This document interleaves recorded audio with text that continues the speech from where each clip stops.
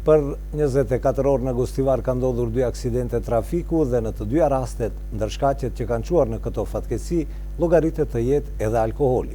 Kjo ndodh edhe përkundër betejës që po zhvillon sektori punëve të brendshme Tetov për të parandaluar aksidentet që po vinë si pasojë e gjendjes së dehur. Ndërkohë, autoritetet fetare konsiderojnë se shteti nuk po përdor një model për shërënjosje të kësaj dukurie negative, por vetëm bën ndalesa të pjesërishme. Sipas tyre, platformën e vërtet për ta luftuar këtë dukuri deviante e ka vetëm Islami si fe.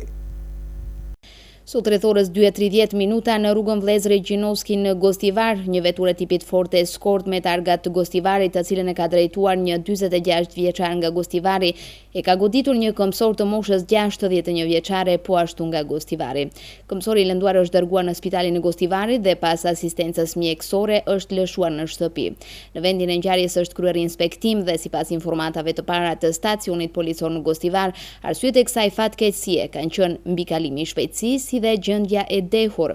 Një aksident trafiku gjatë ditës së djeshme ka ndodhur edhe në rrugën e Ilindenit, po ashtu në Gostivar, kur një motociklet pa targa e drejtuar nga një 52 vjeçar me inicialet MM nga lagja Pitarnic, ndeshit me një veturë të tipit Ford me targa të Gostivarit e drejtuar nga 22 vjeçari nga fshati Çegran me inicialet BS.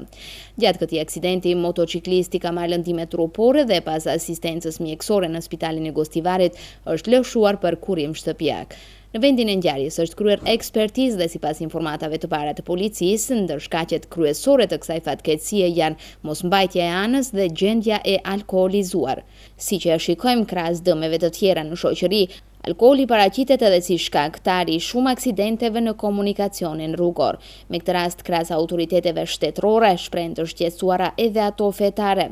Megjithatë, Hoxh Rufat Sherifi thotë se nga ana e shtetit nuk bëhet një përpjekje serioze për shërënjosje të kësaj dukurie negative që po sjell shumë pasoja, por bëhen vetëm ndalesa gjysmake. Platformën e vërtet për ta luftuar me sukses alkoolin në shoqëri, thotë ai, e posedon vetëm Islami si fe. Të gjitha këto tentime dhe përpjekje të Ministrisë së Punëve të Brendshme apo edhe organeve tjera për ta luftuar alkoolin, jam i bindur që do të dështojnë, nga se bëhen fushata, ndoshta për qëllime të caktuara, por nga ana tjetër ne kemi shumë faktorë dhe subjekte tjera të cilët alkoolin e glorifikojnë, e rritin, e tregojnë si një pije që realisht e konsumojnë VIP-at, konsumojnë artistë të dalluar, konsumojnë njerëz me vlerë në shoqëri dhe më pastaj ato firma të cilat prodhojnë alkoolin për fat të keq në shumicën e rasteve janë edhe sponsorët më të mëdhej të ndeshjeve futbollistike, janë sponsorët më të mëdhej të sportit në përgjithësi. Çka të themi për ndikimin e alkoolit kur është në pyetje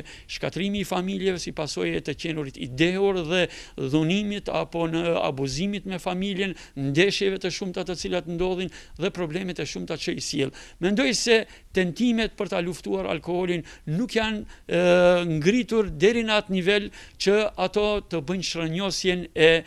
do të thotë kësaj dukurie dhe fenomeni negativ, por ato vetëm se në një mënyrë mundohen që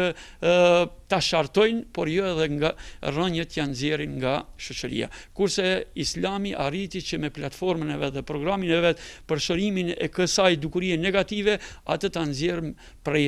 rënja dhe mos t'ia shorton vetëm se disa degë. Ndërkohë, nga ana e përfaqësuesve policor në mënyrë permanente dhe sidomos gjatë vikendeve realizon aksione kontrolli nëpër objektet hoteliere me qëllim të parandalimit të shërbimit me alkool moshën e mitur. Me këtë rast, nga ky nivel apelojnë para së gjithashtu tek të miturit, por edhe tek rinia në përgjithësi, që të përmbahen nga konsumimi i alkoolit dhe sidomos kur bëhet fjalë për sasi të mëdha që çojnë deri në situatë dehjeje. Kjo jo vetëm për arsye shëndetësore dhe të sigurisë, por edhe për shkak se dehja e cila rezulton shpesh me prishje të rendit dhe qetësisë publike sankcionohet me ligj dhe për të njëjtën parashikohet dënimi në vlerë prej 100 deri më 400 euro.